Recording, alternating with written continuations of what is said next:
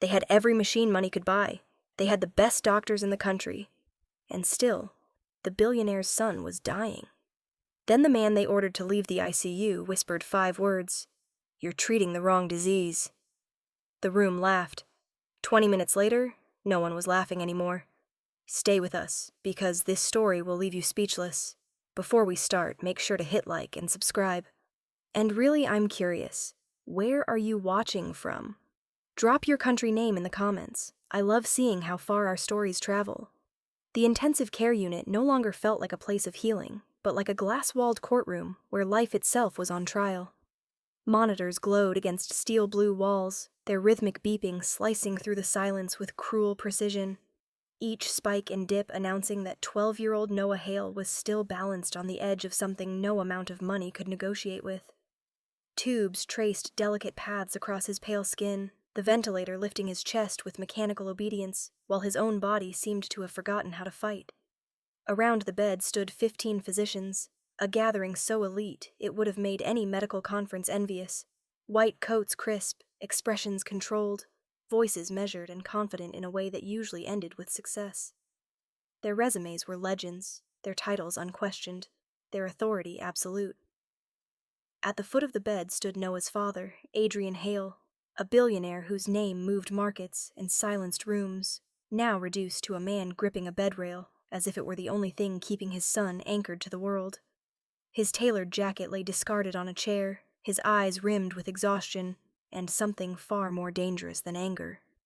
36 hours, he said quietly, and no one contradicted him because everyone in the room knew he was right. 36 hours of tests, scans, consultations, experimental protocols, and still the numbers refused to stabilize. Near the wall, almost invisible by design, a man in a Navy maintenance uniform finished adjusting a cable on one of the machines. His name patch read, Samuel Carter. He was supposed to leave the moment the monitor flickered back to life. That was the rule. Men like him fixed things and disappeared. But Samuel did not disappear. His eyes lingered on the heart monitor, on the irregular pattern that did not match the conclusion being spoken aloud, on the subtle rise and fall that told a different story to anyone trained to listen. A young attending noticed him watching and frowned. "Sir, your job here is done," he said sharply, irritation leaking through his professionalism. Samuel hesitated for a fraction of a second too long, just enough for the tension in his chest to tighten, just enough for the words to push against his teeth. "That pattern doesn't align with the diagnosis," he said quietly, then stopped himself as if he had already said too much. The room turned. Someone scoffed. Another doctor smiled thinly, the way people do when they are certain of their superiority. "Did you say something?" one of them asked, half amused. Adrian Hale's gaze shifted, taking in the uniform, the gloves, the lack of a white coat, and his expression hardened with confusion. "Who is this?" he asked. "Maintenance," the attending replied quickly, eager to close the interruption. "We'll have him removed." Samuel felt the familiar heat of dismissal crawl up his neck. 8 years in this building had taught him the exact moment when he ceased to be a person and became an inconvenience. Still, the words slipped out before he could stop them. "You're treating the wrong disease," he said softly, not to the room, but to the truth pressing against his ribs. For half a heartbeat there was silence, and then laughter rippled through the ICU, controlled and polished, the sound of people who knew they were safe behind titles and credentials. "Security," the attending said, already turning away. A nurse lifted her phone, the camera catching the scene like a curiosity. Someone whispered that he must watch too much television. 2 guards appeared at the door, their expressions apologetic, because they knew Samuel and they liked him. But rules were rules. "Please," one of them murmured, "let's step outside." Samuel raised his hands slightly, not in surrender, but in restraint. "I'm just saying the symptoms don't match what you're treating," he said, his voice steady despite the weight of humiliation settling over him. "The timing of the fever spikes, the inflammatory response, the lack of neurological markers, it's systemic." "Enough," the attending snapped. "This is an ICU, not a suggestion box." The guard stepped closer. Adrian Hale watched with detached curiosity at first, the way powerful men do when something does not yet touch them personally. Then the monitor screamed, sharper this time, and doctors surged forward as Noah's heart rate spiked again. Orders were shouted. A medication was pushed. Adrian's grip tightened, his jaw clenching as he watched the numbers refuse to obey. He turned back just as Samuel was being guided toward the door. "What did you say?" Adrian asked suddenly. The room stilled. Samuel met his eyes, seeing not a billionaire, but a father, stripped raw by fear. "You're treating the wrong disease," he repeated quietly. The attending laughed, sharp and dismissive. "Mr. Hale, please don't indulge this. We have the best specialists in the country working on your son." Adrian didn't look away from Samuel. "And yet my son is still dying," he said slowly, the words cutting deeper than any threat. The guards hesitated. "Give him 1 minute," Adrian said, and the room felt the shift immediately. It was not a request. The attending opened his mouth, then closed it. 1 minute couldn't hurt, he told himself. 1 minute to let a desperate father chase a distraction. Samuel took a breath, years of silence pressing behind his ribs. "You're treating the failing organ," he said, "but you're missing the trigger. This isn't primary neurological collapse. The pattern points to an autoimmune vascular response presenting atypically." A cardiologist frowned. "That's speculative. Only if you expect the textbook version," Samuel replied. "The fever cycles, the inflammatory markers, the delayed response to intervention, they align when you stop looking at each symptom in isolation." "Enough," the attending said again, his patience fraying. "Security." The guards stepped forward and the laughter flickered back, quick and relieved. Samuel stepped aside, dignity intact, humiliation familiar. He hadn't planned to speak. He'd promised himself he wouldn't anymore, but as he turned toward the door, Noah's monitor shrieked again, and then something unexpected happened. The numbers dipped, hesitated, shifted into a pattern that made two doctors stare at the screen in confusion. "What did you just give him?" one of them asked. "Nothing new," the attending replied, checking the chart, his voice suddenly unsure. Adrian Hale's gaze snapped back to Samuel, who now stood half inside the doorway, one hand resting on the frame.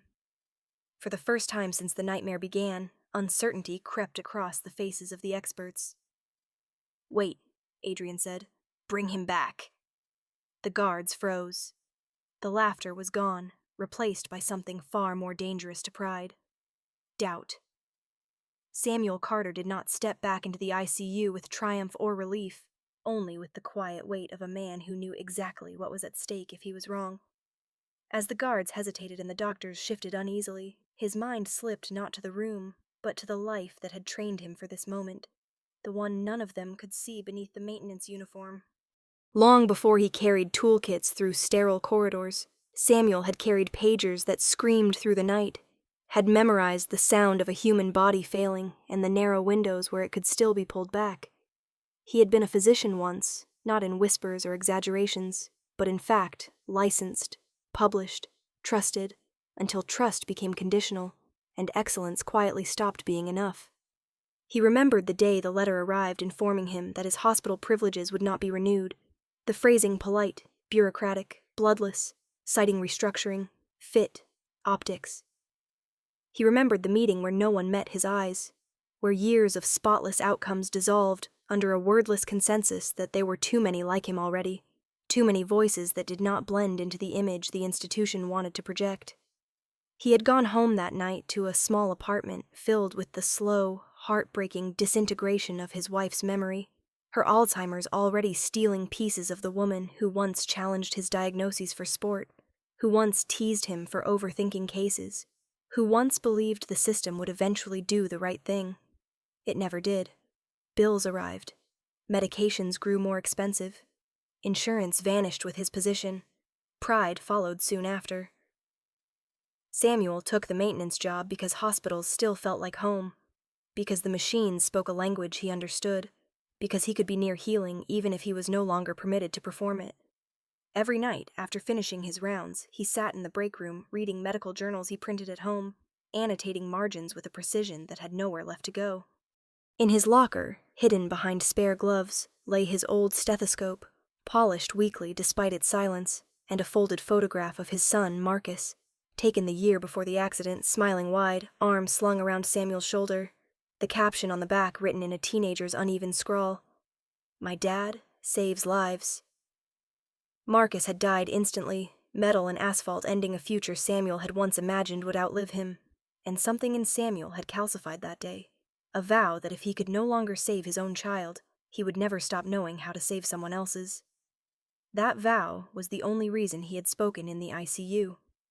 As he stood now at the edge of the room, the doctors staring at him with expressions ranging from irritation to reluctant curiosity, Samuel felt the familiar tightening of survival stakes closing in. If he embarrassed himself here, he would lose the job that paid for his wife's medication, the job that kept a roof over them, the job that let him move quietly through a world that had no space for men like him unless they stayed invisible. If he stayed silent, Noah Hale would likely die. Another child reduced to a statistic no one would connect back to pride or prejudice. A young nurse near the monitor, her badge reading Lena Ortiz, glanced at Samuel with a look that was different from the rest, not mocking, not dismissive, but searching, as if she had seen him reading during night shifts, as if she had wondered why a maintenance worker corrected equipment settings doctors overlooked. She didn't speak, but when Samuel began again, slower now, grounding his voice, she leaned in, listening. "The symptoms don't stand alone," Samuel said, choosing his words carefully, aware that each sentence carried the weight of his past and his future.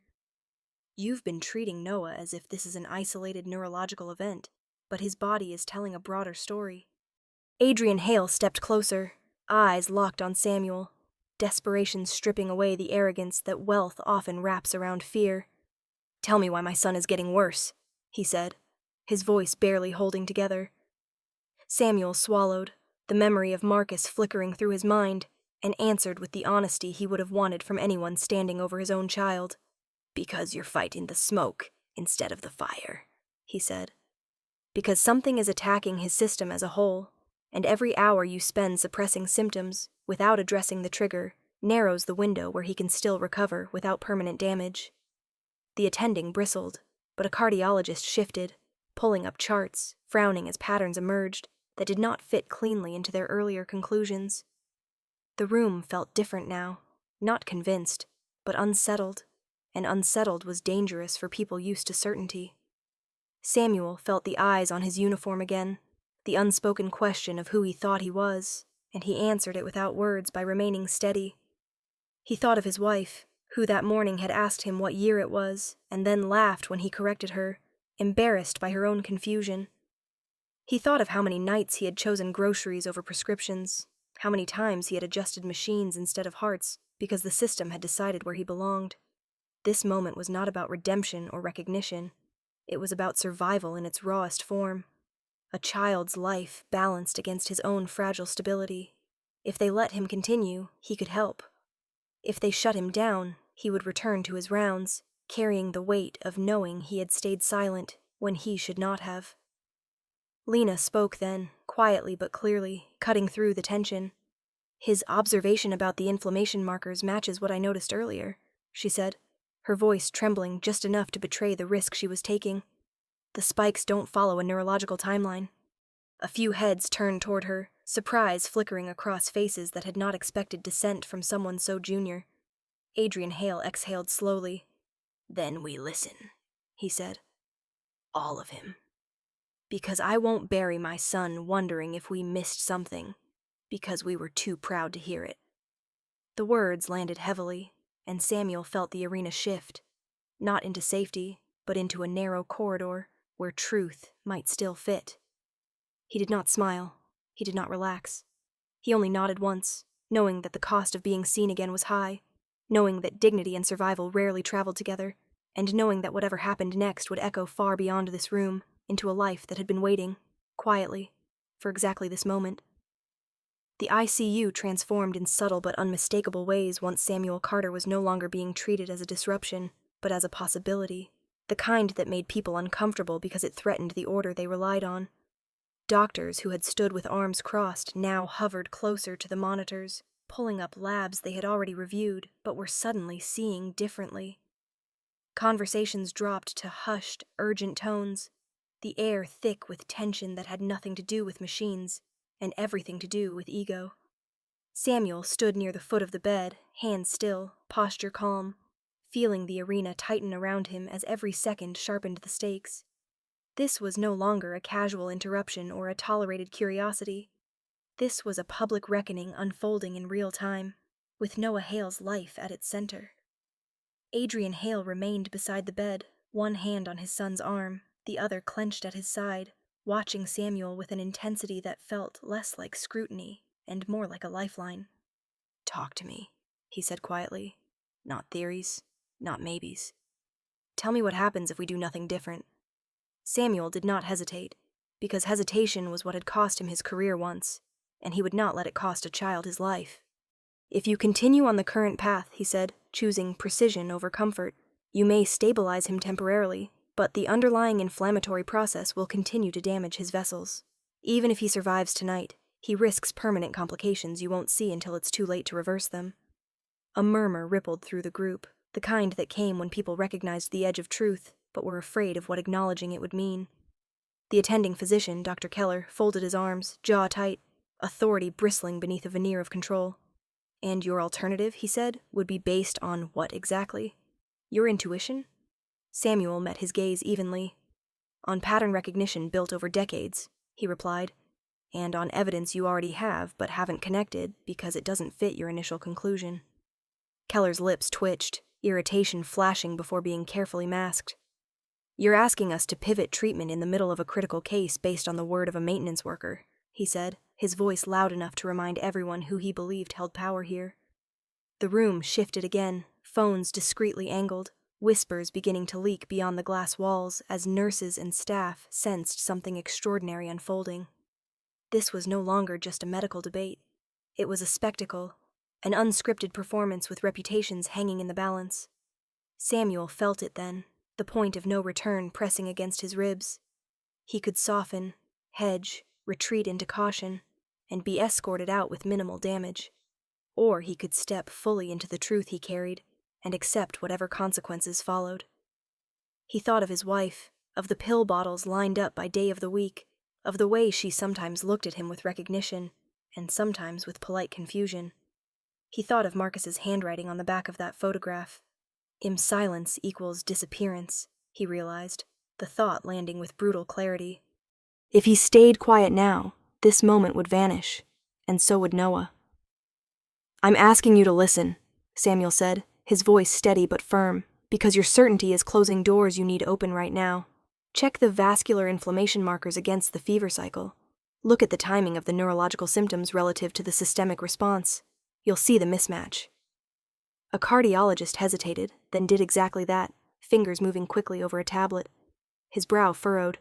"That's not consistent with isolated brain pathology," he admitted, the words reluctant but undeniable. Keller snapped his head toward him. "We don't need to entertain this," he said sharply. "We need to follow protocol." "Protocol didn't get us here," Adrian Hale said quietly, his voice carrying the kind of authority that no badge could counter. The room fell silent again, and in that silence, Samuel noticed something small but significant. Keller's confidence flickered. Just for a second. A tightening around the eyes. A recalculation. It was not humility. Not yet, but it was doubt, and doubt was enough to crack the armor. Keller exhaled, glancing at the monitors as if they might rescue him. "Even if there's merit to what you're suggesting," he said, lowering his voice, "we don't have time for experimental detours. This child could crash at any moment." Samuel nodded once. "Exactly," he said, "which is why waiting is the most dangerous choice you can make." The words landed heavily, and the arena tightened further as alarms punctuated the moment. Noah's heart rate climbing again, his body reminding them all that debate was a luxury they did not possess. A nurse called out vitals, her voice strained. Adrian leaned closer to Samuel. "What do you need?" he asked, the question stripped of pride, raw with urgency. Samuel felt the weight of it, the transfer of responsibility that came with being heard. "I need permission to guide the next steps," he said, aware that every doctor in the room was listening now. "I need you to let me treat the cause, not just the symptoms." Keller laughed once, sharp and defensive. "This is absurd," he said, but his voice lacked its earlier certainty. You're asking us to hand over control of a critical case to someone without credentials. Without visible credentials, Samuel corrected calmly. And yet you're standing in a room where visible credentials have not saved this child. The words cut deeper than Samuel intended, and the reaction was immediate. Some doctors bristled, others looked away, and a few stared openly at the monitors, as if hoping the machines would decide for them. The tension built, coiling tighter with every second, until Noah's monitor screamed again, a long, piercing sound that froze everyone in place. His blood pressure dropped. A nurse swore under her breath. Keller moved instinctively, barking orders, but his hands hesitated just long enough for Samuel to step forward.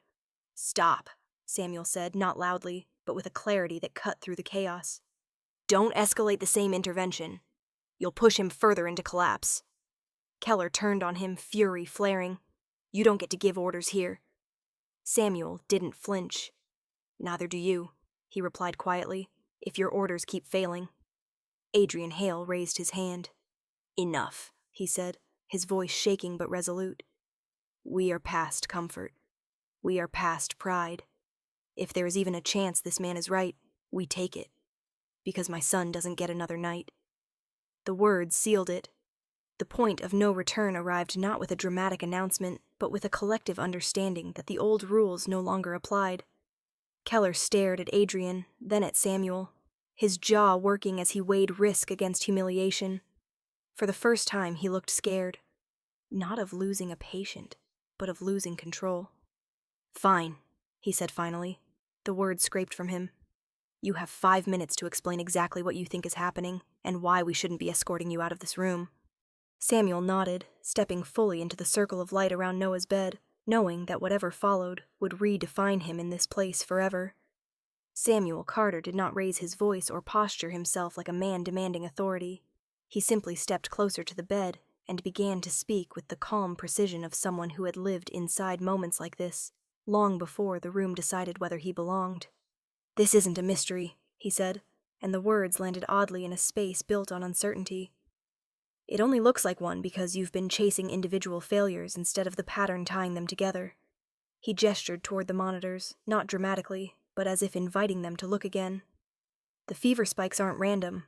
They're cyclical. The neurological symptoms lag behind the inflammatory response instead of leading it. That tells you the brain isn't the origin, it's the victim." A few doctors exchanged glances, irritation flickering as their certainty wavered. Keller crossed his arms, but his eyes followed Samuel's hand. "You're describing a systemic inflammatory cascade," Keller said, skeptical but engaged despite himself. "Yes," Samuel replied, "and more specifically, a rare autoimmune vasculitic response that targets the vessels feeding the brain and heart. Treat the symptoms, and you buy minutes. Treat the cause, and you give him a chance." The room shifted, the atmosphere changing from dismissive to alert as Samuel continued, layering observation upon observation with devastating clarity. "Look at the lab trends," he said, "not the absolute values. See how the markers rise before the neurological decline.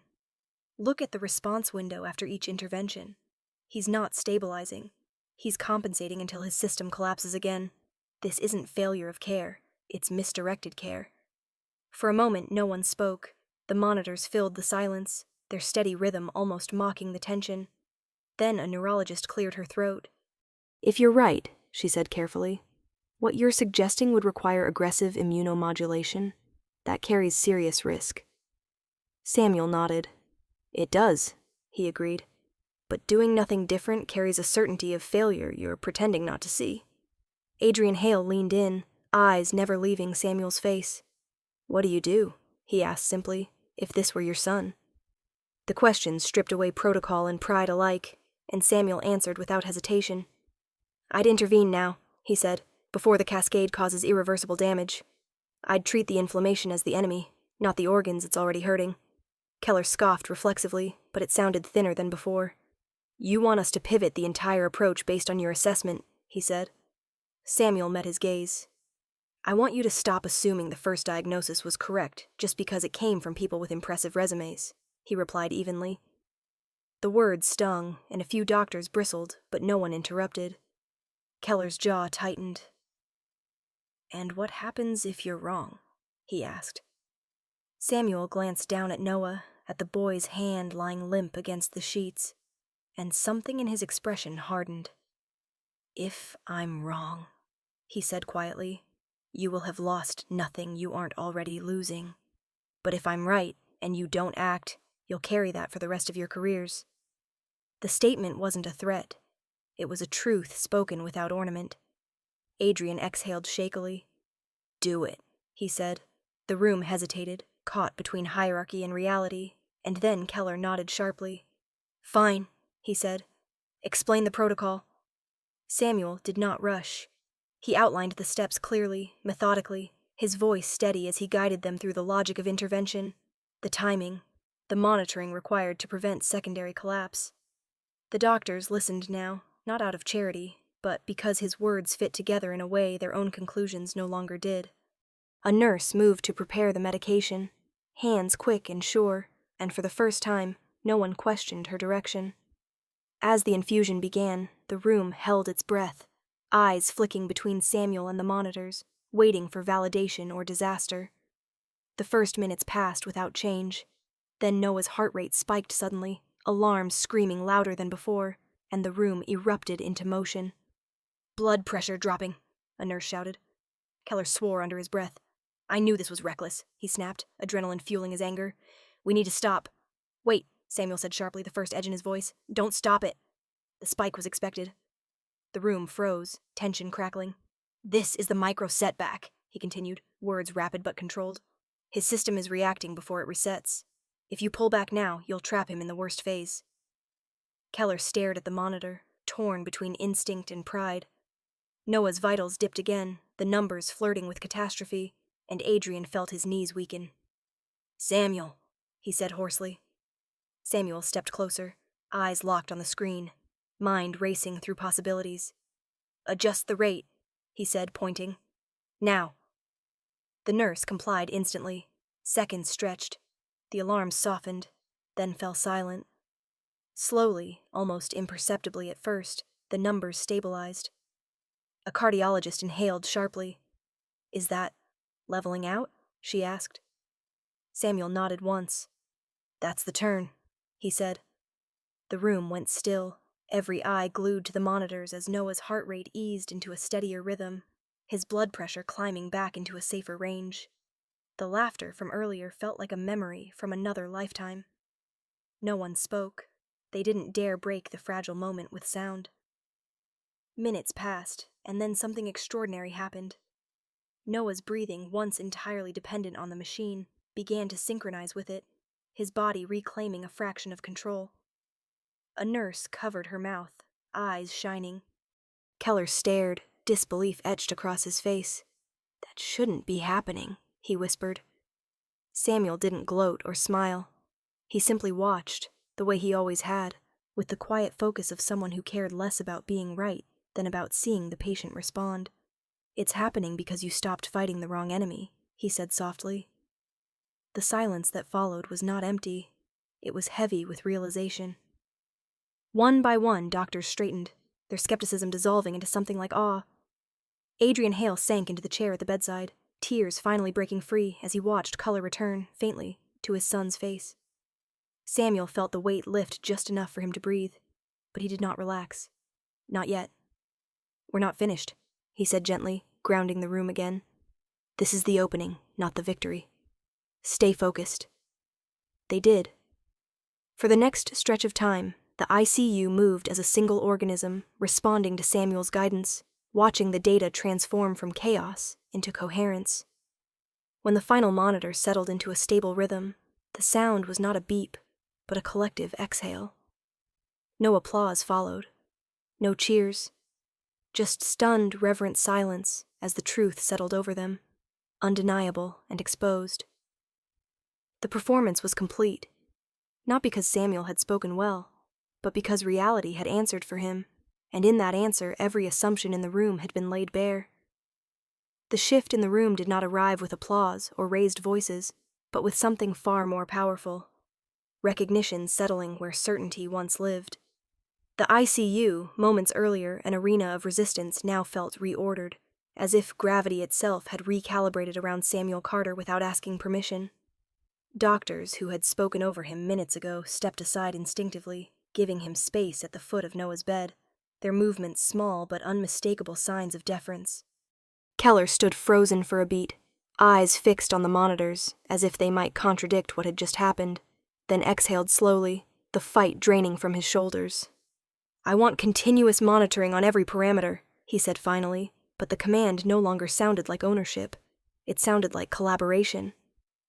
A nurse nodded and moved, not waiting for clarification, and Lena Ortiz was already there, adjusting settings with a steadiness that reflected trust rather than protocol.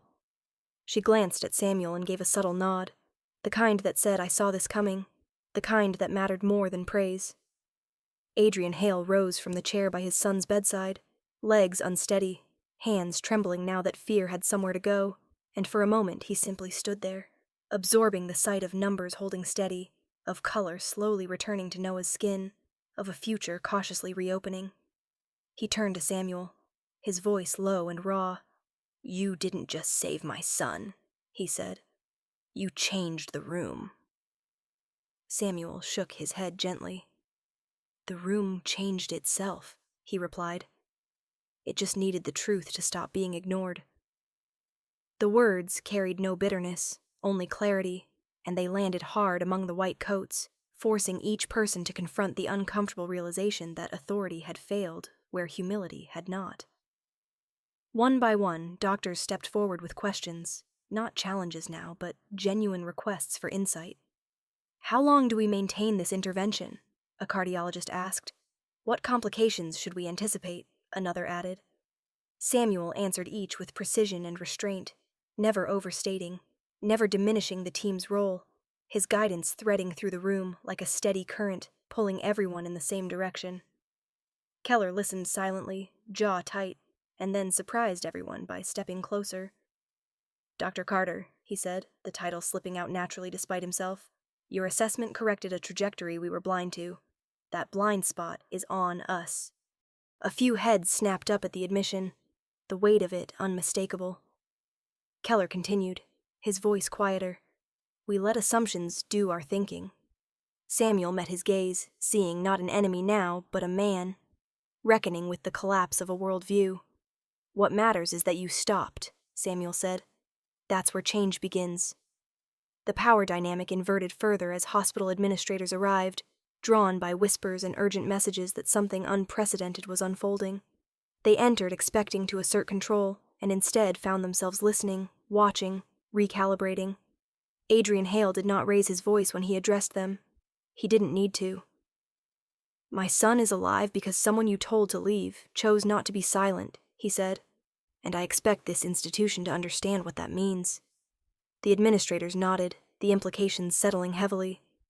Somewhere beyond the glass walls, phones buzzed, messages traveled, the story already leaking into hallways and group chats, the narrative shifting from near tragedy to uncomfortable revelation.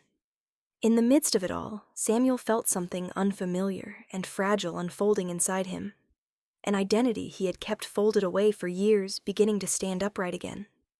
He had not stepped into this room seeking validation, but as the space rearranged itself around him, he realized validation was no longer something granted by others. It was something he was allowing himself to accept. He thought of his wife, of the way her face lit up on rare days when memory aligned just long enough for recognition to surface, and he imagined telling her that he had been needed again, not as a shadow, but as himself. Lena approached quietly, her voice barely above a whisper. "They're asking for you in the conference area," she said. "Administration wants to formalize your role for the rest of the night." Samuel nodded, then paused, looking back at Noah. "Not yet," he said gently. "Stay here. Keep watching him. That matters more." Lena smiled, understanding exactly what he meant, and returned to the bedside, her posture reflecting a confidence that came from having witnessed truth prevail. Adrian placed a hand on Samuel's shoulder, the gesture heavy with gratitude and something like awe. "I built my life believing control came from leverage," he said. "Tonight I learned it comes from listening." Samuel held his gaze. "Use that lesson," he said quietly. Not just for your son. The room continued to transform as word spread, conversations reshaping themselves around new respect, old hierarchies bending under the weight of undeniable outcome. Keller stood apart for a moment, watching Samuel move among the staff with calm authority, and something like humility softened his expression. When he finally spoke again, it was to the group, not to assert dominance but to acknowledge reality. We follow his lead tonight, he said. Every eye turned to Samuel, waiting, and in that moment the man who had once measured his worth by how quietly he could exist felt the final bars of an invisible cage fall away. He nodded once, accepting not a spotlight, but a responsibility, and the ICU responded as if relieved to have someone willing to carry it. Outside, beyond glass and steel, the world remained unchanged. But inside that room, power had been redistributed in silence, dignity reclaimed without ceremony, and a man long denied his place stood firmly within it, not because he had been invited, but because the truth had made space and refused to let it be taken back. By morning, the ICU no longer belonged solely to the night it had survived.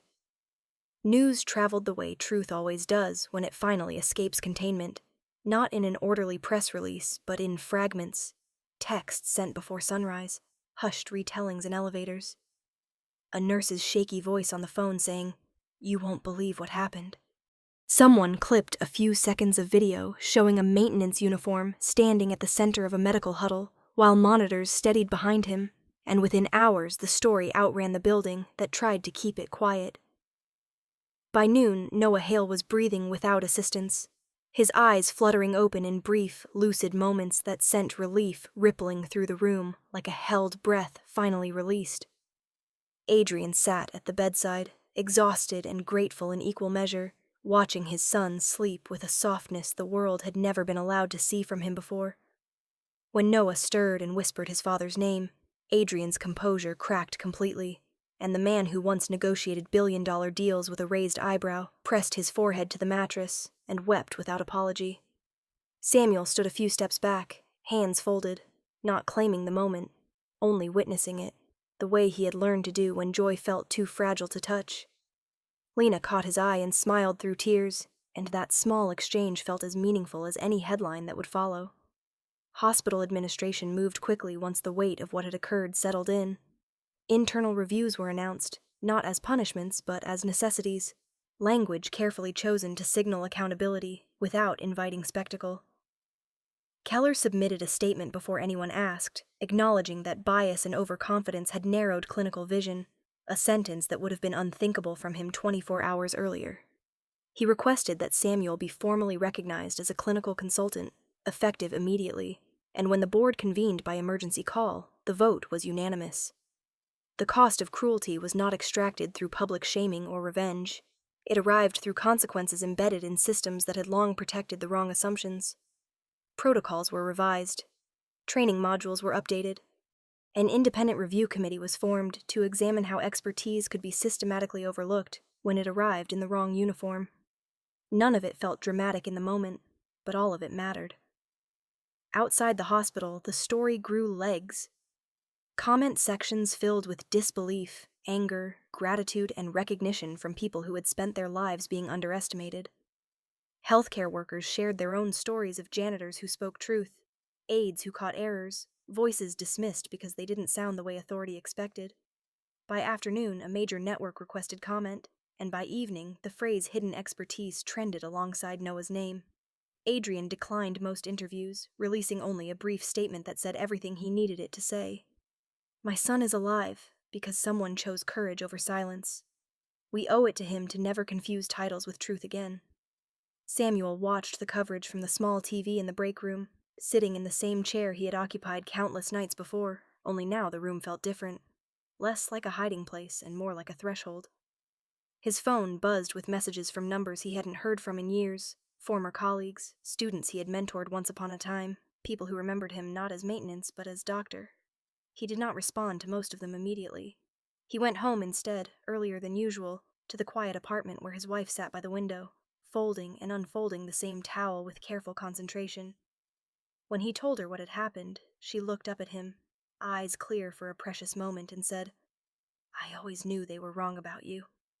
He laughed softly, the sound catching in his throat, and held her hand until the moment passed, grateful beyond measure that he had one more memory to anchor.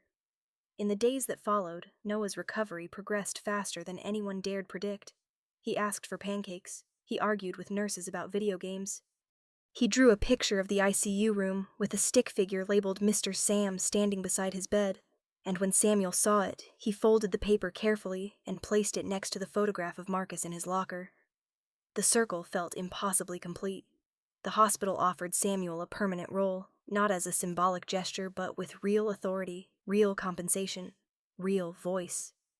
He accepted on one condition, that the position exist not for him alone, but as a pathway for recognizing expertise wherever it lived within the institution. The board agreed, perhaps because the world was watching, perhaps because something in them had shifted too. Keller approached Samuel one evening as the ward settled into night, his expression earnest and unguarded. "I didn't just almost lose a patient," he said. "I almost lost myself. Thank you for stopping me." Samuel nodded, not absolving, not condemning, simply acknowledging that learning had occurred. That was the price of cruelty, he thought. Not humiliation, but the dismantling of certainty built on exclusion.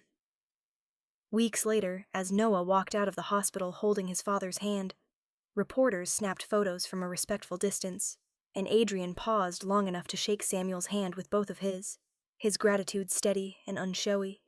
"You gave my son a future," he said. Samuel replied with the truth that had guided him all along. He always had one, he said. Someone just needed to see it in time. As the doors closed behind them, Samuel returned to the ICU, to the quiet hum of machines, and the work that still needed doing. He no longer wore invisibility like armor.